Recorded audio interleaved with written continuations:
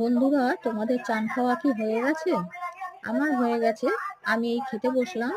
দেখো, আজকে রুই মাছের কালিয়া করেছে মা টমেটো দিয়ে, আর ফুলকপির ডাঁটা দিয়ে, বড়ি দিয়ে, শিম দিয়ে কি সুন্দর একটা চচ্চড়ি বানিয়েছে। আর সাথে নিয়েছি মায়ের হাতের আমের আচার। দারুণভাবে জমে যাবে আজকের লাঞ্চটা। তোমরা কে কি খেয়েছো অবশ্যই কমেন্ট করে জানিও। আমি খেয়ে নিই। চলো, পরে আবার দেখা হবে। তোমাদের সাথে শেয়ার না করলে আমার ভালো লাগে না, তাই তোমাদের সাথে শেয়ার করলাম আজকে লাঞ্চে কি কি খাচ্ছি। চলো আমি খেয়ে নিই, তোমরাও খেয়ে নাও। আর ভালো লাগলে অবশ্যই লাইক করো, শেয়ার করো, সাবস্ক্রাইব করো, পাশে থেকো। এখনের মতন টাটা।